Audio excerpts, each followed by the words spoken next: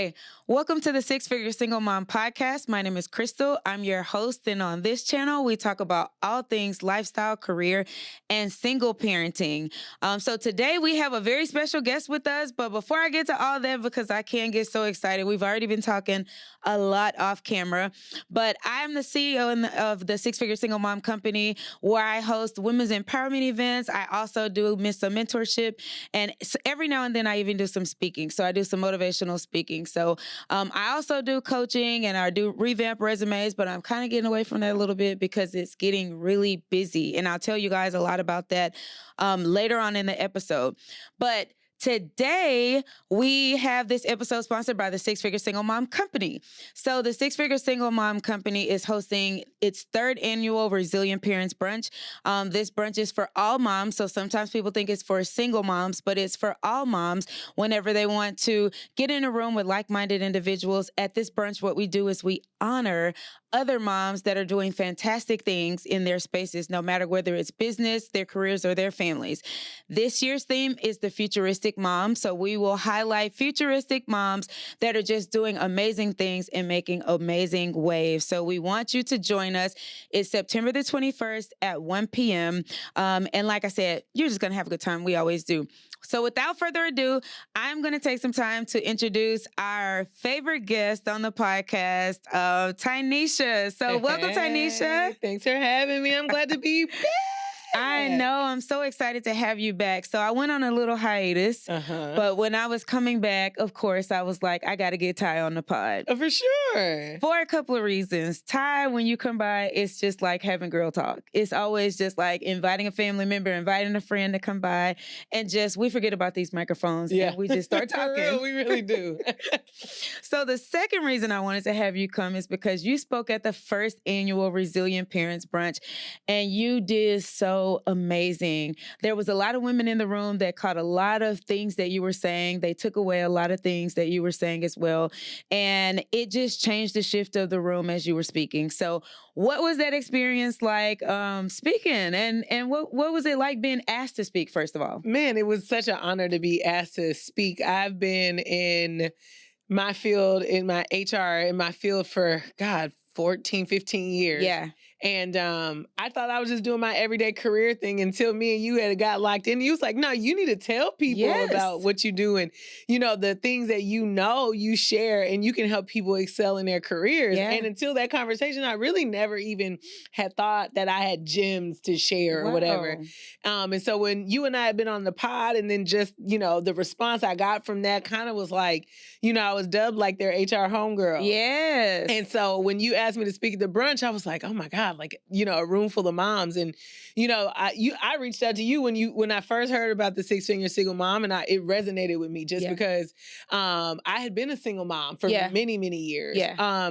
And I just wish that there were more of these type of platforms to sew into single moms. Absolutely. And tell them you can be a good mom. You can excel in your career. You can be a leader in the community. You can do all of those things as a single mom. So not letting that stifle you. So I was absolutely honored to be invited to the brunch. I was so nervous. I remember being so nervous. I probably rehearsed my speech to my husband probably 100 times. He was like, Ty, you good? Like, you got it. And so, I just remember having such a good time. Yeah. It was such a beautiful time. That event, I tell anybody, if you have the opportunity, you got to go. Yeah. It's a good event.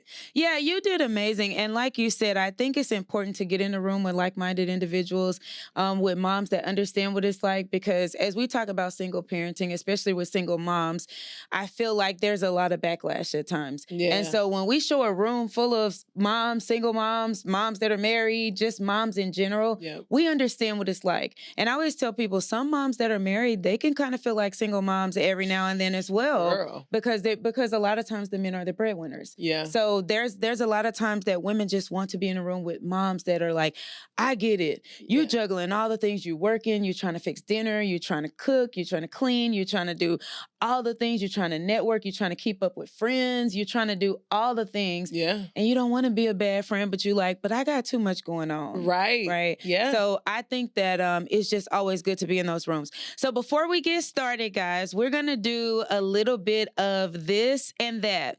So I just couldn't pick the questions. So I'm going to ask you a little bit of HR, a little bit of Christmas, because Ty also has a tree decorating business. And we'll talk about that a little bit later in the episode, because what you do with the trees are just beautiful. Thank you. It's just beautiful. And like I keep telling you, I'm going to get you to decorate my tree one day. Come on, girl. I'm going to get you to decorate my tree one day, because I think it's just so beautiful what you do with the trees. So this or that, and this is HR stuff. So in-person interviews or virtual interviews?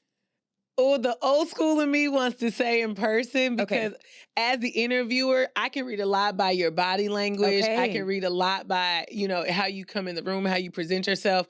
But in the times that we're in now, especially because a lot of people want to be remote, I'm remote. Like, I work remote. So I'd have to pick virtual. Okay. But that's a good explanation. Okay. Structured onboarding or flexible onboarding? Structured, for sure. Okay. I think a lot of times people think, like, especially now in this age where everybody wants somebody with all these years of experience, because they feel like you have all these years of experience, you can just hit the ground running. Yeah. But how you onboard somebody into an organization is key for their success, their longevity. If you're going to retain them for, a long amount of time, that part. How you start them out is key in how their experience at your organization will be. So I definitely say structured. Critical. Very critical. A lot of people don't understand that, but it's very, very, very critical. Okay, so annual reviews or continuous feedback? Continuous feedback. I manage the annual performance review process at, my 9 to 5, but it is painstaking. One, if the leaders aren't bought into it because they feel like it's a waste of time, it's a rush process, right? Like, they feel like, oh, this is just whipping together something on paper, or I just need to fill this out so I can get my merit increase or whatever. You know what I mean? But I feel like they can be beneficial, but you got to have that continuous feedback. So if I have a leader, or like I do to, the people on my team, is like, we have one-on-ones weekly, and I'm giving you feedback weekly so that you understand if we do ever get to, a place where we have to document performance issues, it won't be a surprise, because I've been talking to you about this regularly. So I think it's time for a revamp of the performance review process, the annual performance review process, because I feel like it's a lot of pencil whipping. And then with people that are filling them out, write all these glowing things that they've done and kind of miss what they, like, let's give some real honest feedback here. So yeah, I'm ready to be done with annual performance review. Yeah, and like sometimes, like especially where in previous companies, I filled out my own review. Self-review, yeah. And I'm like, but I want to hear from my manager's point of view, how they receive me and how I'm doing. So I'm happy to hear you say that. Okay, so conflict resolution or team building? I think you need both. Okay. I think conflict resolution is key, especially if you have a lot of, I don't know if you've ever taken a DISC assessment. So DISC it is an assessment you take to kind of determine what your leadership style is. So you can be dominant, things like that. If you have a lot of dominant personalities, you have to train on conflict resolution, because it's going to be, especially if there's, competition on the team, or, competing priorities or whatever. I think that you would have both of those. But team building, I think you need that. So when you go into conflict resolution, there's trust already built within the team. Sure. So when you do come to conflict, it's not coming from an ill-intentioned place. I'm truly just trying to get to a resolution, right? And we're not agreeing on this particular topic. So I think they both can coexist at the same time. Yeah, that's good. That's good. Okay, this is the last one, HR related, then we'll go to Christmas. All right. Tree decorating. Remote work or office based work. Not talking about just you though. We're talking about as a organization. Oh, I'm 100% team remote. Like, I've been remote, since 2016. Yeah. So before COVID, like before, same. And especially for moms. So our platform is, talking about moms. I think moms benefit the most from a flexible work schedule, and you get that by remote work. Absolutely. And we end up putting in more hours. We get more done because we have the opportunity to be flexible with our time, and the amount of money it saves, because if you have, like for me, I have 2 older kids. So they come home from school and I don't need to do anything with them where I have to get off work.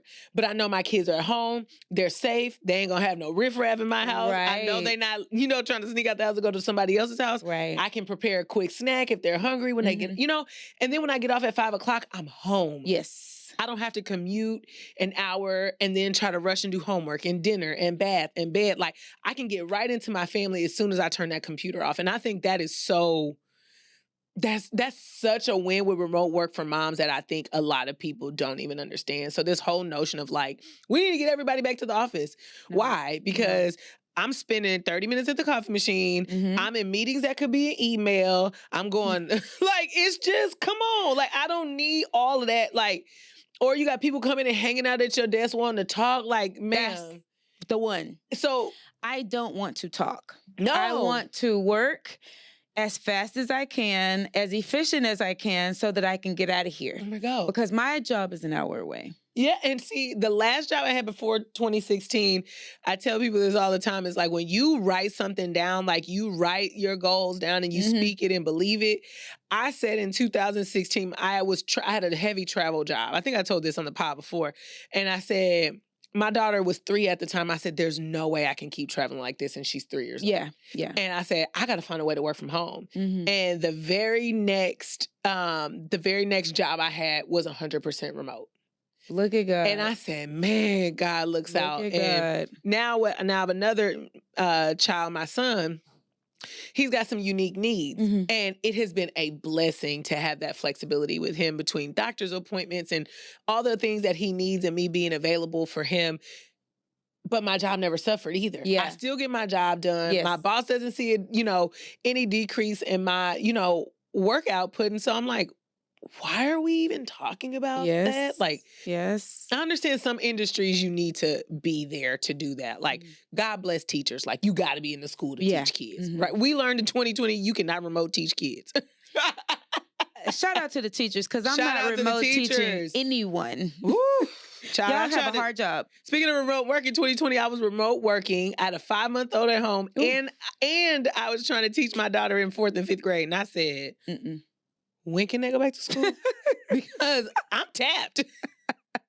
I'm tired. I'm tired. Yeah, the time is invaluable. Yeah. And then I think as women, we're so emotional. So when we get home, everybody gonna see it on our face. Everybody gonna feel it. The energy is gonna be off because we tired. We don't want to be bothered. We don't want to be fooled with and everything like that. So okay, so we're gonna go to some tree decorating because Ty and I could talk. We can talk. But tree decorating is my favorite thing to talk about. So let's talk about it.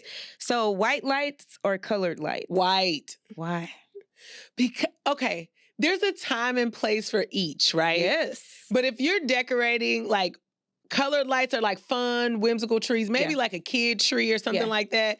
But typically, if I'm decorating a tree in someone's home, that's their focal point in their home. White lights go with any theme. So I'm going to pick white lights anyway. Yeah. I knew you were going to say that based on what I see on social media. I'm like, she going to pick white lights. Why? Yeah. Okay. So tree toppers, star or angel? Ooh. What if I say neither? So don't kill me. Don't kill me. You the expert. I do love a good, I grew up with an angel on our tree. Yeah. I grew up with an angel on our tree. Or the star, right? If if you're a Christian and you know the back history of Christmas, you know why there's a star on the tree. But when I decorate trees professionally, I love doing grand toppers that's full of like picks and sprays and jewels and all that good stuff too. So I think, but again, I've had a client say, hey, I want a star. Now I might put some fun stuff around it, but I like extravagant, glam, over the top kind of fan type of toppers. So let me ask you, well, we'll get into that in a little bit because I got questions. Okay. Handmade ornaments or store-bought ornaments? I like both. So the handmade for family heirloom. So I have all my kids like handmade ornaments and all that kind of stuff on a family tree. So we have a little small family tree, like a little pencil tree. But I do store-bought if I'm decorating for a client because I want to make sure they have good quality, ornaments on their tree. So absolutely. It's this, I know it's this or that, but there's really kind of a place for each one of those. Yeah, yeah. And I expected to hear that from you because every client is different based on their needs and based on what they like and what they want to see. But I was just still curious. Okay, so the last one, traditional garland or ribbon? Ribbon all day. Why the ribbon? Oh, ribbon will make a tree, a garland pop. My mom is a ribbon girl too. Oh, give me some thick velvet ribbon. Oh, and you can make pretty bows with it. You can loop it in and out your tree, in your garland, all of that. So I'm team ribbon all day. Team ribbon, team ribbon. Okay. So that's a little bit of this or that to help you guys get to know a little bit more about Ty. Those of you that watch religiously, you guys already know a lot about Ty, but I just wanted to give you a little insight into a little bit more about who she was and how she was. So we're going to get into the episode. So you do frequent here a lot, but for those that are viewing for the very first time, growing up, what type of child were you? I was the baby girl. Okay. So I grew up with an older brother that was 6 years older than me. So I was the quintessential baby girl. I was spoiled. I wanted my way. I ruled the house. But I was also like the do-gooder. So I was always striving to get A's. I knew I wanted to go to college from an early age. I was a mama's girl. I loved hanging around with my mom. Aww. And interestingly enough, I was raised by a single mom. So that I feel like helped me mold me into the woman I am today, because if you're raised by a single mom, you know you're going to be independent. Yeah. And you're going to see it. She's going to model it because she has no choice but to be. And so it's almost, natural for, that independence to be innate in me from an early childhood. Yes, yes. So shout out to Mom. Thank you so much. You did an amazing job with Ty. Ty, I told you, Ty and I went to college together. Ty had a job at Target and she was so responsible. I was like, how are you younger than everybody and you're so responsible? I had no choice. You were, because like you said, it was modeled in front of you. Yeah. So that's what you did. So, and to be fair, I don't like being broke. So I knew that what was it back then? Like $7 or $5 was minimum wage. Yeah. Work study job. I was like, that ain't no money. You telling me I work 4 hours and I'm only getting $20 and then you're gonna take taxes out of that? Yeah. Now I gotta find me a way to make some money. And so I got that internship and I was like, yep. And then when I was in the internship in the summer, I said, let me talk to the people in this company to figure out who do I talk to see how I can work all year long? Because I don't want my money to stop in the summer. Yeah. I wanted my money all year round. And again, my mom modeled that, work ethic. So I was taking a full course load, and I was working all through college. Yeah, yeah. I feel it now though. Like I'm, most people our age are just like, settling in their careers, then moved up a couple times. Yeah. All of that. Well, for me, I've been working full-time in a professional role since 2006. Yeah. So if you do the math, that's almost 20 years. Yeah. Your girl is tired. Yeah. I am definitely feeling the corporate fatigue. Sure. And teetering a little bit on like, is this burnout or do I just need something new? Yeah. So yes, it's a blessing and it's a gift, but also I would say you got to pace yourself. Yes. Because nobody tells you, or you don't realize like, you're going to be working the rest of your life. You are. You are. So, yeah. And that's one of the things that I wish I knew growing up too. Like you said, I've been working since I was 16. I didn't have to work, but I wanted to work. Yeah. And one of the things that I wish also is that I didn't know, obviously, that I would become a single mom, but it's like, man, you've been working since you were 16. That's a long time. And it's nothing but work once you graduate from college and high school and things like that. So it's like we try to tell our kids, slow down. Slow down. The money is going to be there. Everything is going to be there. Just slow down. Be a kid. Enjoy being a kid and work because you want to. Like, don't work because you just want to make money, Yeah. I was motivated by the money. And I think now if I could do anything, I know this ain't no reflective. No, but it's good. Video. But if I could go back, I would pick the experiences over the money. But when you're raised by a single mom and you've watched her had to make ends meet, when you get to college, your goal is to let me be independent so my mom no longer has to financially take care of me. Let me try to lessen that burden by taking care of my own self financially. Yeah. But I think about, what if I was able to travel abroad or see the world, or be in different programs where I could see the world, right? But I think everybody's, journey is their own, and I went down the path that I was supposed to be down. That's right. But I think, again, yes, like the hustle mentality, all of that, I wish I would have slowed down. Now, don't get me wrong. I took full advantage of the college. I took full advantage of the college life. And working probably saved me from getting into more trouble in college. Yes. But, you got to pace yourself. You got to pace yourself, because you got the rest of your life to work. So now I've switched gears, and in my mind, and going back to the Christmas businesses, I'm like, okay, I'm getting like, what's my exit strategy for corporate world? Yeah. And how can I run this business? Yeah. So that's what I'm doing to give me even more flexibility. Yes. More money. Yes. And I'm living life on my terms. That's right. That's right. So that's where I'm headed. And that's impressive, especially at your age, that you are already thinking about an exit strategy out of corporate, because I think we have to be forward thinking. And we, as women, a lot of us are. We're always going in thinking about the end in mind. That's one thing that my mom taught me. She says, go in with the end in mind. Like, you can't be thinking about the right now. And that was before I became a single mom. That's just how she raised us.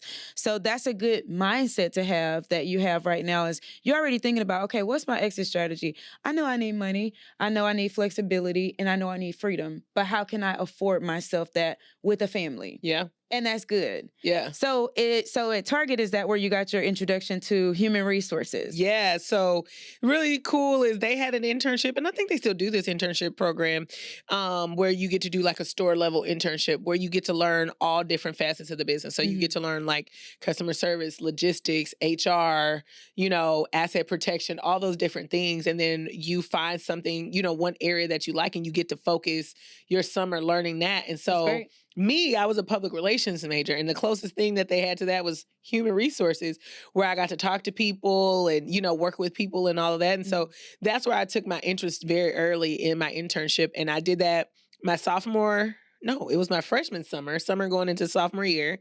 And I did it every summer of college. Wow. And then I did stints of being a campus recruiter during school year. And then I went to be the HR manager for a store out of college. So that is great. You hit on a lot of key points. So you got exposure to several different functions within the HR, within the store realm itself. Yeah. And then you picked something that was close to what you were already studying in. And then you decided to move forward with that. Yep.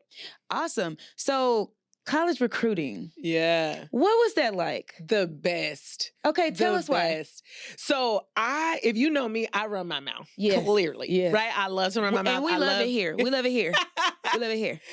And I love to talk to people, and then I like to help people. And so what I got to do in the college recruiting world is I literally got to go to career fairs at all of the colleges in Texas, representing Target, like, hey, because back then, Target wasn't what it was now. Like now Target, people want to work for Target. Yeah. And they did too then. They've always been a premier retailer.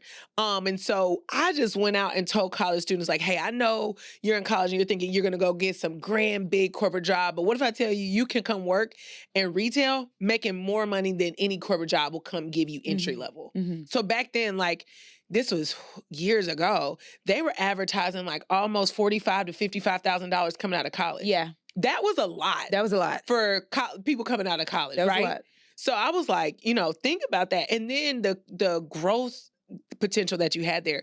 And then they had one of the best training programs that I had ever seen. So you can come in there with a degree like me in public relations, and they give you all the HR training you need to hit the ground running. Awesome. So I loved recruiting because I got to go to different colleges. I got to work the career fairs. And then at SAM, I was going to different, like the College of Business. I was going to marketing classes and giving information sessions and just telling people like, put put retail on your radar because it can pay very well. Yeah. So what are some of the things, college recruiting can be very fun. It could be very tricky also because like you said, when you have a heart to help people, you want to help everybody. Yeah. You want everybody to get the job. However, you know that everybody can't. So for those moms that have college students or for those college students that watch, what are some things that you're looking for when you're college recruiting? So you want to make sure, or what I'm looking for rather, and then I'll tell you what you as a recruit would look for, is how you show up. How you show up, present yourself. I tell everybody, especially if you're at a career fair, have a 30-second elevator pitch of yourself, who you are, what your major is, when you graduate, what you're looking to do, and asking them what opportunities are available. Because a lot of people just come and stand there. No, ask what opportunities they're recruiting for. Can I leave you my resume? Can I give you my LinkedIn? Because that's, we're in that age now. LinkedIn wasn't a thing back when I was recruiting. It wasn't a thing. We old. We old, girl. And then, I would look for that student that was not just had the high GPA, because I think your GPA tells just a small fraction of your college life, but also like who worked while they're in college, who has transferable skills because they did work while they were in college. You know what I mean? Those were things that we looked for as well. And then just, your college, could you speak well? Could you present yourself well? All those type of things were things that we looked at. So just how you showed up and presented yourself went a long way, because a lot of those recruiters at those career fairs, I had a one-on-one relationship with the hiring manager. And I could say, hey, this is a resume. I met this girl. She was phenomenal. Definitely, invite her back for an interview. So, and always think that everybody you're talking to is the person that could get you the job. Sure. Because if you try to brush me off because you think I'm just, the college recruiter, no, I'm talking to the hiring manager daily.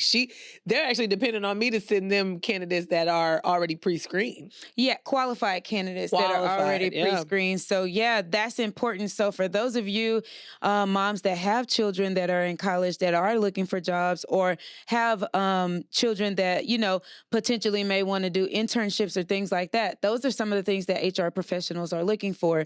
One of the things that I do for my job, in addition to a lot of other things that I do for my job, is I do college recruiting as well. And it's one of the things that, like you said, I look at first how you present yourself. So did you take it upon yourself to wear a nice suit if you were a young man? Or did you take it upon yourself to wear a nice dress or a power suit if you are a young lady? When you approach us, are you personable? Yes. Do you care about learning more about what the job entails? Are you just here thinking that we should just give you a job? Right. When we talk to you, do you know the content and the context of what the job entails? Did you do your research? Do you know who we are and what we do? So we look at all that. And then, like you said, although I don't work directly with HR, I work with diversity and inclusion as well. But it's one of those things where they trust me. Yep. So if I bring them a resume and I say, I met this person, they knew exactly what they were doing, they researched the company, they had a great personality, and I think this is an amazing candidate, they will definitely call them back and bring them on board if they feel the same way. At least put their resume to the top. Exactly. At least your resume gets a look by the hiring manager. I used to tell them all the time, I can't guarantee you the job. Absolutely. I can't even guarantee the interview. That's on you. Yeah. What I can guarantee is I can put your resume in front of the hiring manager. So you need to make sure you spend time on your resume. Make sure it accurately depicts what you do and what you've done. Stay right there. Stay right there. Stay right there. Because that's another great point. And we're laughing, but it is a very good point. Girl. It is so important to reflect what you have actually done on your resume, because those people that are experienced in said discipline or said thing, we can tell right away when you have fudged your resume a lot. So talk a little bit about that. What does that do for candidates that exaggerate a little bit too much on the resume? Yeah, so I think the thing about it is when they put things on their resume they haven't done, that's going to typically be the one thing you get asked about, because the hiring manager, it sticks out. Yeah. Like, why would this college senior have experience at this or that, and you could, as long as you can speak to it. But I think the thing is understanding the recruiter knows that you're a college student. Yes. And we understand that you have limited experience. Mhm. What we're looking for is transferable skills. Yes. So what you did in the roles that you played,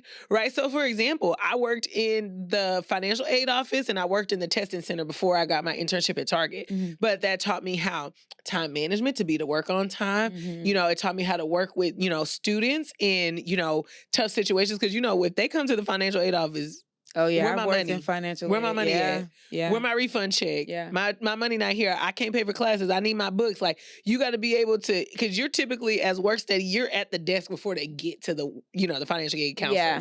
So you want to talk about those skills. Mhm. And if you don't know how to do that, there's so many, you can go Chat GPT. I'm late to the game. But baby, Chat GPT. Girl, you ain't know about Chat GPT. I knew it, but I didn't know how accurate it could be. It can save you. Yes. It can save you. Yeah. Even if you put, I did this in college. Put this into a resume format. It'll spit it right on out. Spit it out. It'll spit it right on out. So those are all good points. And like you said, you're college students. We don't expect you to know how to do everything, but the things that you've done, highlight them. Yep. Because there are transferable skills, and there can be a lot of things that we would consider as experience. It's all a journey of experience. Mm-hmm. So just be honest about it. Yep. But I love recruiting because I love giving people an opportunity. And a lot of times when we're recruiting, we're interviewing on the spot. Yep. So if you have a resume that you can actually speak to and you show up authentically. Have the resume though. If you show up to an event where people are hiring and you don't have a resume, what did you really come for? If somebody tells me they do not have a resume, if you come to the interview and you do not have a resume, yeah, and you're expecting me to just have pulled your application or pulled your resume from now y'all, I do pull resumes. So like, I'm going to come to the interview with your resume because I've already been burned before where somebody doesn't show up to the interview with the resume. But I'm just saying, if you're trying to set off on a good foot, be like, good morning, how are you? Do you need a copy of my resume? Oh, no, thank you. I got one. Thank you. But it also gives you the chance to review what I'm looking at while we're talking. Yes. So I forgot about that. So recently I went to a recruiting event. And luckily, it was a 2-day recruiting event. So there were a couple students did not bring their resumes, and they were able to bring it back. And those students I pulled to the side. Yeah. And I had a conversation with them just about how showing up prepared and ready is a look of professionalism. Absolutely. So even if you have the suit on, even if you can speak to the context or the content of the job, the fact that you don't have a resume, to me, tells me that you weren't prepared. Yeah. So it tells me that either you were rushing here or you didn't take the time to print your resume, you didn't take the time to prepare. So it doesn't make me want to speak with you. Yeah. And you could be the brightest person of all the people that's at the career fair, but for me, it just says that you didn't give it that level of effort that's needed in order to even attend a career fair. Yeah. So that's important, guys. Make sure that you have your resume with you. One of the things that I do want to talk about today is navigating work-life balance.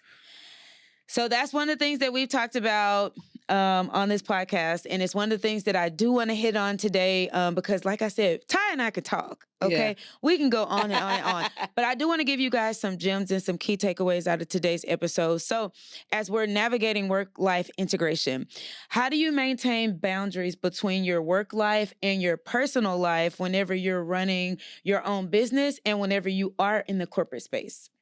Let me get back to you on that. No, I'm joking. I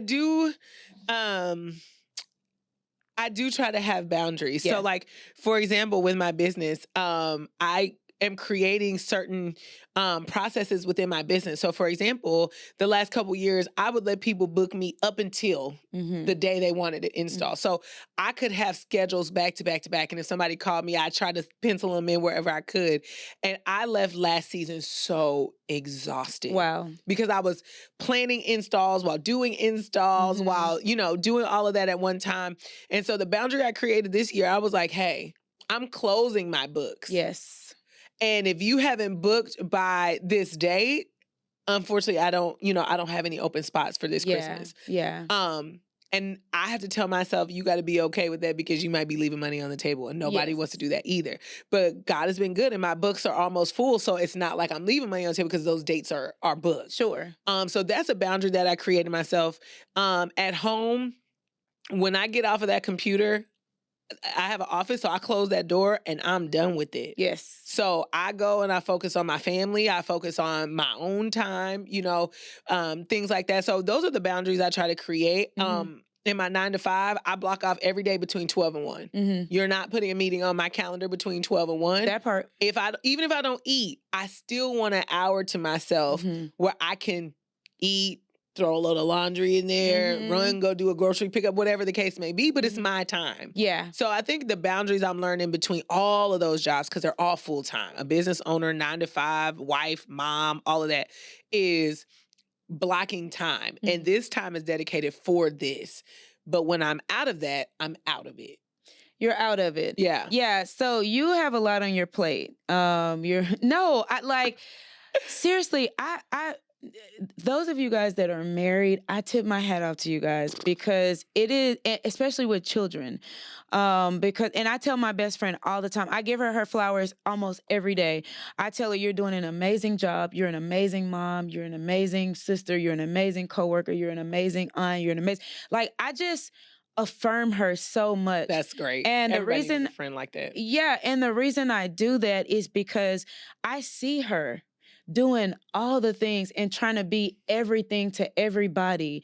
And if she's not getting that from anywhere else, she's going to get it from me. That's a blessing. So I'm glad to hear you say that I set up boundaries between work, my business, as well as my family, because one thing that I've learned being in the entrepreneurship space is that that never cuts off. No, never. Unless you place boundaries in place to where you're like, listen, yes, I'm an entrepreneur. Yes, I'm here to serve my clients and my customers. However, I have other things going on as well. And I'm not just at your disposal for whenever you want to pick me up and put me down. And I think also too, that's why, and they'll tell you that, millionaires have 7 streams of income. And so I don't put all my eggs in any one basket to earn money. So the Christmas business is great, but that is not my main source of income. So I can put more boundaries than full-time entrepreneurs. It's harder for a full-time entrepreneur to have those type of boundaries. And so for me, it's really about how, you have to set out a business plan. How much do I want to earn this season? How much time do I want to commit to that? What am I going to do to set my family up for success while I'm out, chasing my business, those things, right? Work kind of gives its own boundaries, 9 to 5. And so another boundary that I've set is that I, as a mom, I never want to climb the ladder to be like a leader of leaders because when you manage others, that's so much more time. I just want to be a single contributor. I just want to do my job and do it well because I know that I can sign off and go tend to my family, go tend to my business. But the higher you climb that corporate ladder, the more time they want of you. And the more money you make, the more expectations that they want from you. So that's right. We can be 6-figure moms. That's right. But you got to find the right role that allows you that flexibility to create boundaries. Now, with the Christmas tree business, from the last week in October to the first week of January, I don't have no boundaries. I'm gone. I'm gone. I'm full of glitter. I'm at somebody's house. Sometimes I have 2 to 3 clients installing per day. And I'm just grinding. I'm telling my husband, I'm like, I may not even see you today. I go from my 9 to 5, decorating trees, come home. I may eat, and then I'm going to sleep, and I'm up, and I'm doing it back to back to back to back. But I know that that's just a block of time. Yes. And that's why I like the Christmas tree business because I only have to go that hard for about 90 days. Yes. And then the other half of the year, I can recover, build my business, build my brand, work on social media, all those different things. So that's why I like that business because it allows me to have time to be able to do all of the different things that you mentioned. Yeah, yeah. And that's a blessing. It is. Because that is a very short time. So a lot of entrepreneurs don't have that single season space that they can do that. And then, like you said, it gives me the rest of the year to work on my brand, to spend with my family, and to do all the things, right? Yeah. So, yeah, I love that. So Ty and I were talking before I got on camera. So I've recently gotten into real estate. I got my real estate license, and that is not a business that is seasonal, right? No, So yeah. it is a grind every single day. Like Saturday, I had an open house, and then I had a client before my open house. So I had to go put my signs out first. Yeah. And then I had to go show my houses, and then I came back to the open house. So it's a balancing act. And I'm learning to talk to my daughter as well, because it's just her and I. I'm learning to tell her, hey, mommy's going to be gone today from the time we wake up until, 4 or 5 o'clock today. And then my daughter's working. Yeah. So she has work. So there's times that we miss each other. But I'm learning to maximize the space, and my daughter's helping me with this as well, because she's saying, well, like Saturday, she got up and ran with me, ran the neighborhood with me. I'm like, that's cool. This is new, but I was like, I welcome it. She helped me put my open house signs together. So like you said, as you start to set up processes, as you start to set those boundaries, life just gets a little bit more easier as you start working with your scheduling and things like that. Another good thing that you brought up, and key point that Ty brought up, is how as we climb the corporate ladder as 6-figure women, we start to dodge leadership roles. And this is something that I talk about all the time. So I have been asked to be in leadership for many years now, and I dodge and decline leadership roles. And the reason I do that is because I like a well-rounded life. Yep. I like getting up in the morning, working out. I like not having 2 cell phones. I like not being strapped to my desk. I like not being responsible for certain things. Yep. I like not having to report on certain things. Yep. I just want to be a single contributor Yep. and just do my job and go home. Yep. I have enough responsibilities at home to the point where I'm like, I don't want another level of responsibility. And so I dodge it. Yeah. And I've learned over the years. I've dodged it for years. I don't even look for manager roles. No. I don't. And I tell my boss, like, especially when I talk to, especially different, if it's a woman that is my boss, I don't want your job. I don't envy your job. So never, like, when we're doing my personal development, like, don't think that my next step is leading people. I want to make more money, but I don't want to lead people. Yeah. So whatever that looks like, let's talk about that, because I said I do see myself being able to give a lot as a leader, but I probably won't touch that space until my kids are almost out the house. Yeah. And that's what I said too. But now that I picked up real estate, I don't plan on being a leader anymore, because it's like now I'm building that business as well. Like you said, multiple streams of income. So now I'm building that business as well. But I think it's so important that, like you said, we're forward thinking. So we're already thinking ahead. Like, I don't want to do that right now, and my exit strategy, that's not included in my exit strategy. So I'm fine with that. One of the things you talked about earlier is managing stress and feeling like you are seeing a little burnout. What does that look like to you, and how are you prioritizing yourself as you're working through the phases of burnout? Oh my gosh, that's so funny that you asked that. Literally was having a conversation in the car on the way here about about just the stress of work. So it just shows up in ways where you're unmotivated in things that you used to enjoy in your job. Yeah. It also shows up in ways where you're like, you've had a rough day at work, so you're snippy with your family. Yeah. You don't desire to do the things that, once brought you joy because you're exhausted. Yeah. Like, I think a lot of it is the exhaustion part. Yes. Like, you just feel tired when you get up in the morning and you're like, God, I don't feel like going to do that, in this job. And the funny thing is this job that I work now, I get to do a really cool thing where I get to partner with HBCUs. And that has re-energized me and reinvigorated me for my love of HR, and being able to marry that with loving college too. Sweet. But even now, like, I'm tired. Yeah. And it's one of those, like, feel it in your bone tired. Like, I could sleep and get 8-10 hours of sleep and I'm still tired. Yeah. And the things on the job irritate me that I wouldn't normally irritate me. HR is a very taxing. I can only imagine, Ty. It's a very taxing role. Yeah. You hear a lot of people's, negative, interactions, terminations, people getting hurt and need to go on leave of absence, or, exit interviews where people are telling you all the things they hate about the job, or, complaining about their managers and all of that. And so once you've done that for me, for 14, 15 years, it's just like, all right, I need something that's more positive. Yeah. I want something that is not, so, negative based sometimes. And HR isn't all negative based, so let me say that. But I was heavily involved in employee relations, and that is. Yeah. So thankfully, this role I'm in now, like that was part of my negotiation. We talked about that before, is I do not want to do employee relations. If this role includes employee relations, I'm sorry, I'm not interested. So that helped lessen my feeling of burnt out. But it just looks like you're just not as excited and motivated about what you do. And what do you do with that? I tell people all the time, if you're not happy in the role, don't stay there, because you're making everybody else around you miserable. Yeah. So I'm not at that point, but I'm definitely, like you said, like, all right, I want an exit strategy. I'm thinking about, how can I either, work less hours so that I can spend more time on my business, or whatever the case may be, because, corporate life it's taxing. Yeah. Yeah.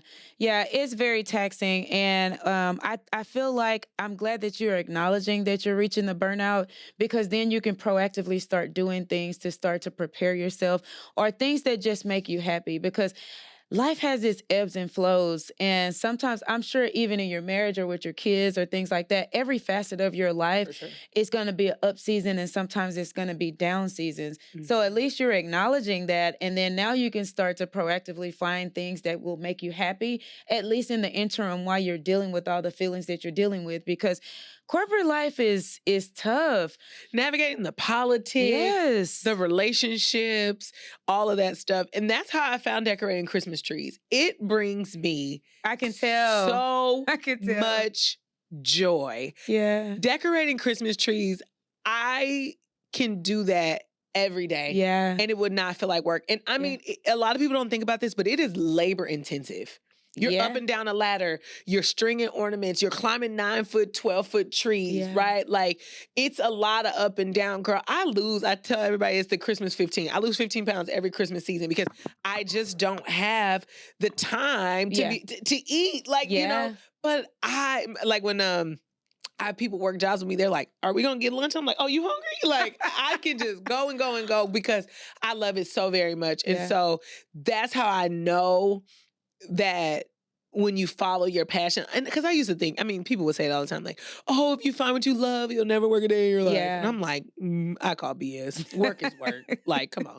But that is how I know that's my passion. Yeah. It never feels like work. Yeah. I did, though, last year, found the first thing that felt like work that I said, I got to figure this out. What is it? I hate the back end bookkeeping. Okay. Literally, I found a tax person, and I was like, if you don't take these taxes, I will quit. I can't. Yeah. I was like, so that outsource, I got to get a CPA. Yeah. I got to get a bookkeeper. I got to get a tax professional, because that part, I was like, no, I don't want to be an entrepreneur if I have to do that. Yeah. And everybody has their strengths, right? Yeah. So you do what you're strong in, and then those things that you can outsource, I learned that very quickly in business. It's like those things that I don't want to do or I'm not good at, I'm going to outsource. Well, shout out to you, because you referred me to the tax lady, and I was talking to her about that. Listen, I said, she the bomb. I was like, can you please? She the bomb. Please. She was like, oh, I do bookkeeping. I was like, do you want to do mine? Because she's like running numbers. She's like, well, where's this? Where's this? I said, girl, all I got is these box of receipts. What do you want me to do? Every year, she'd be like, Crystal. I'm like, listen, I'm moving 1,000 miles an hour. Yes. I'm just trying to keep it together. She's like, but you got to keep it together better than what you've been doing. I know. She was, I would call, girl, we was on the phone so much during tax season. I said, I'm so sorry. I said, I know this looks like a mess.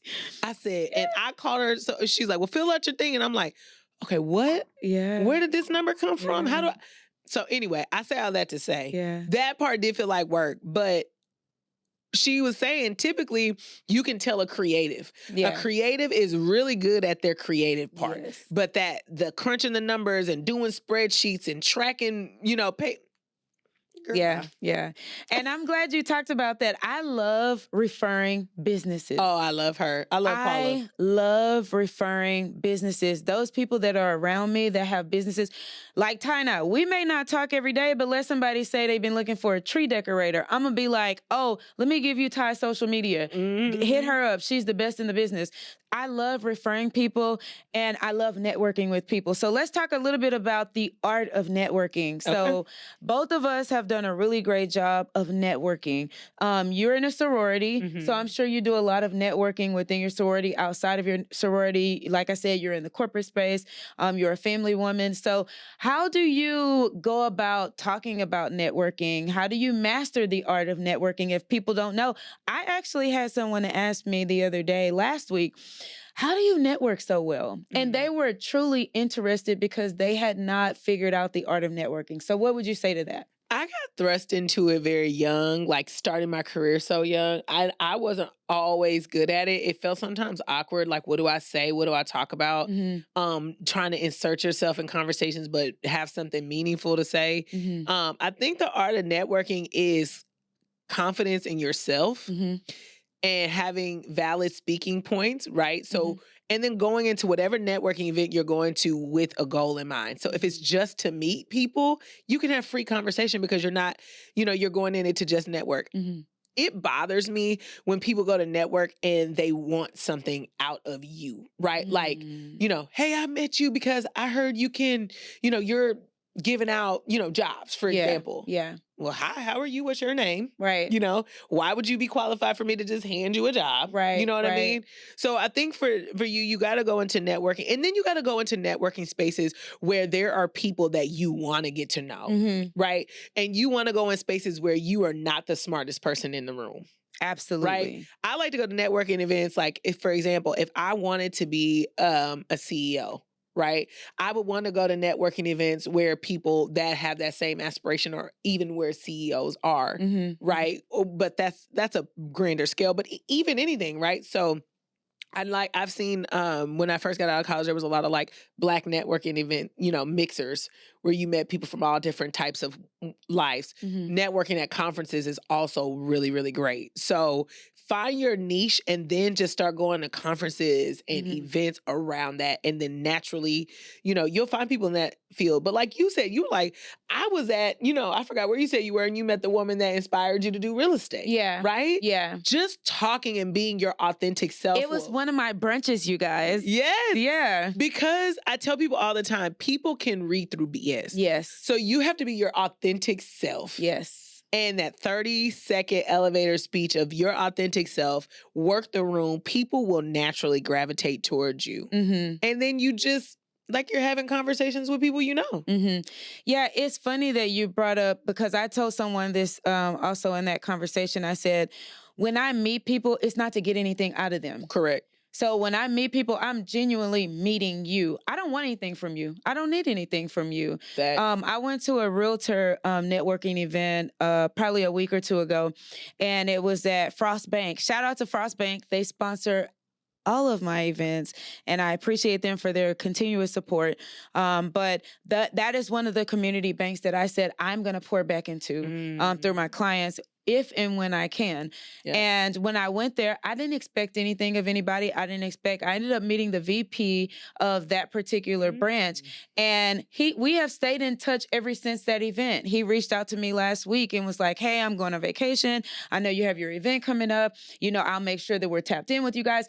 It's just like, I didn't expect that from him. Yeah. I was just meeting him to see what products and services they had so that I could present it to my clients when I had my clients, and then we could be a blessing to each other. Yeah. So it's like, I think you hit on a good point. When you meet people, don't only want something out of it, but just go to meet people to be authentic and have genuine connections with people. Because sometimes you meet people and what they're going to pour into your life may not be in that conversation. Yes.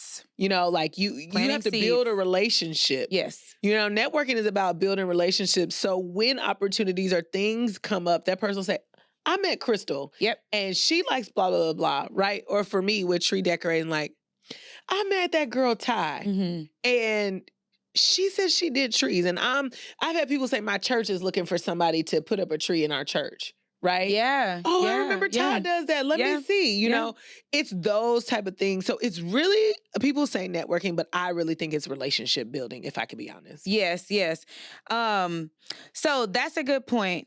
Whenever you're meeting people, you have to have that openness with yourself. You have to be very confident in yourself, and it may not be something that's going to happen right away. Yeah. The return, you're planting seeds. Yeah. You're just planting seeds, and you're planting seeds just authentically being yourself, not expecting anything in return. I know when we plant seeds, we expect to reap a harvest, but I was telling this person, like, I've been planting seeds for years.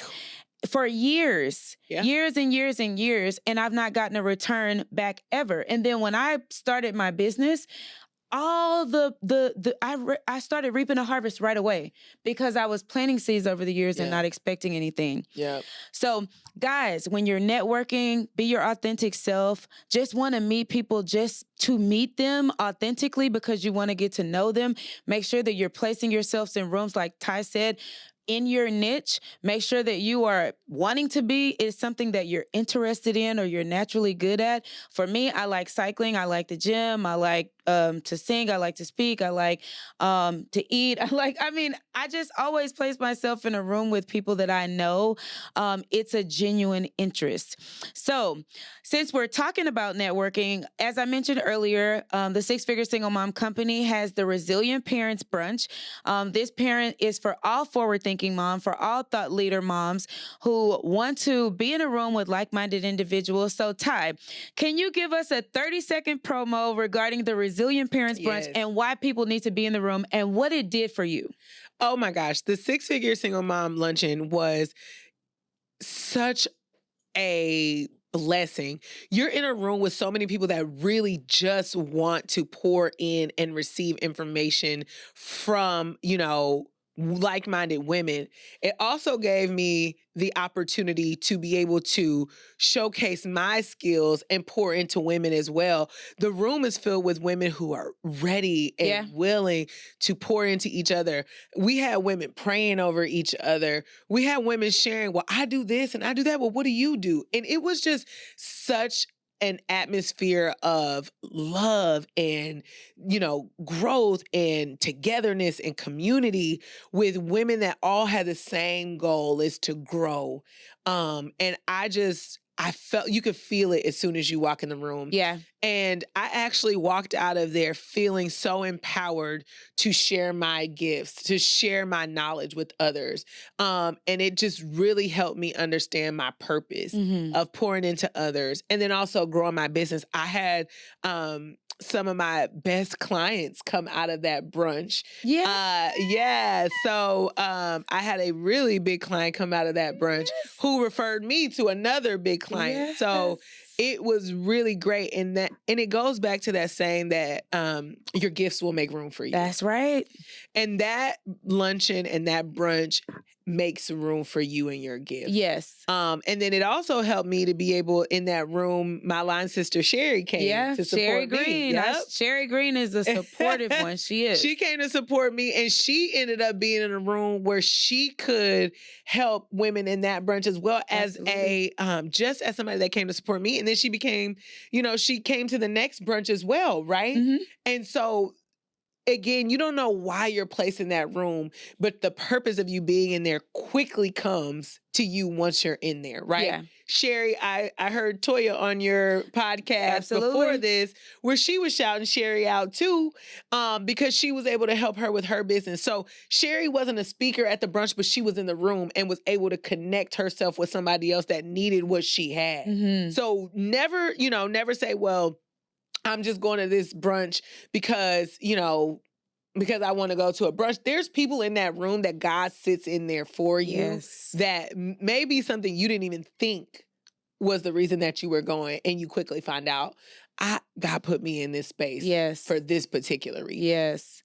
Well, thank you, thank you, thank you, Ty. Ty was one of the speakers at our first annual Resilient Parents Brunch, and she was amazing. Her session was amazing.